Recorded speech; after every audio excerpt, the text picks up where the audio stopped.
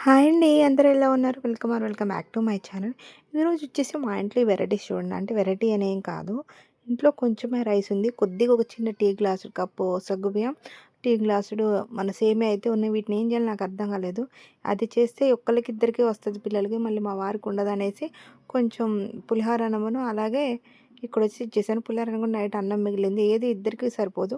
ఇక ముగ్గురికొచ్చేలాగనేసి మంచిగా కొంచెం స్వీట్ లాగా ఇది చేశాను. అండ్ అలాగే సగ్గుబియ్యం వేసేసి మంచిగా చేశాను కదా! చాలా బాగా వచ్చింది. కొంచెమే ఉంది ఏదైనా సరే. పులిహోర కూడా చేశాను. రెండో టేస్ట్ అయితే నిజంగా చాలా బాగా వచ్చింది. అండ్ ఫైనల్ ఇంకేంటంటే షుగర్ కూడా చాలా తక్కువ వేశాను పిల్లలకి. కొంచెం ఇష్టంగా తింటారు. కొంచెం దగ్గు కూడా వస్తాయి. ఇప్పుడు అసలే మనకి వింటర్ సీజన్ కదా!